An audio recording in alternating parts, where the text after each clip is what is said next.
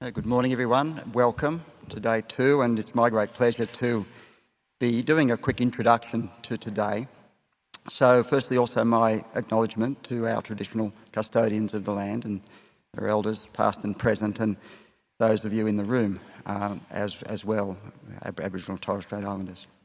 So, Maradulu Badyari Gumul, working together for good health and well-being, and this is our catch cry, our vision in Sphere, and really is the vision for all of my colleagues around the country now who are engaged in this academic health science partnership endeavour.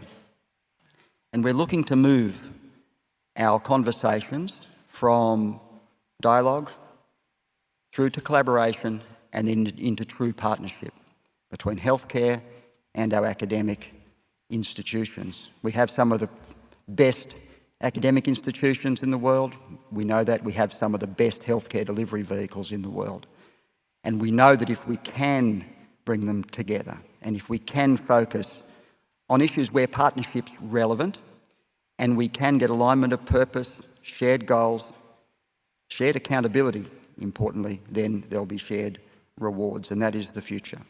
And that's what we're here discussing today. And the challenges that were put to us yesterday around capturing, curating and delivering innovation, and also around the whole issue of getting policy right and having policy deliver real change for good were the big focuses yesterday. And I think we all took away from that the old, let me say the old Roy and H.G.-ism of room of mirrors.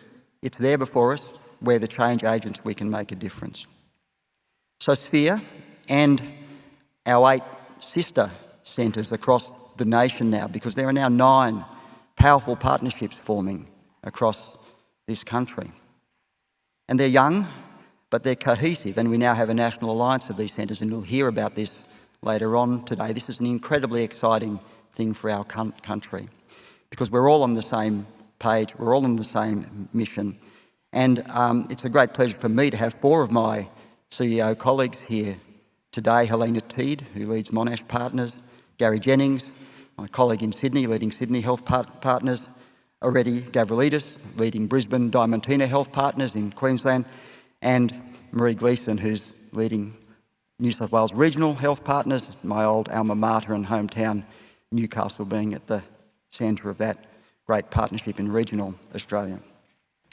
So I heard a worrying statistic at our Alliance meeting last year, which I think talks to the challenges of what we're trying to do here in Sphere and across the nation.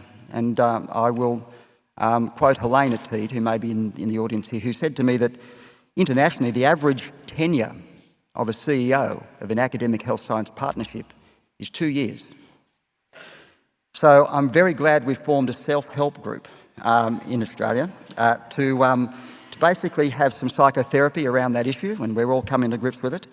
But more importantly, we're focused on 4 national service or systems level initiatives across Australia. And you're going to hear about one of them later on this afternoon, and that is this really important issue of public and patient involvement in research and clinical care. And Gary Jennings from Sydney Health Partners leads that initiative with John Chalice from Western Australia. So it's a great pleasure to have that as a key focus of our meeting today.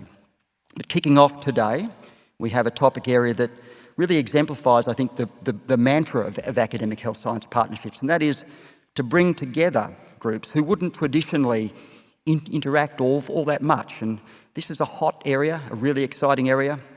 This is the interface between healthcare, health, and our physical environment, particularly our built-in environment. And yesterday we touched on this a little bit in the genomics and personalised medicine session, where we began to see potential influences of the environment on our genes, how those genes are expressed, the whole science of epigenetics. And we'll explore that in some detail today, right down to the neuroscience level, out to the macro level of our built environment. And it's fantastic that we have with us today the Commissioner for Greater Sydney, Lucy Turnbull, who's going to be able to give us a big picture view and a vision for how this city can enrich the lives and improve the health of all of us.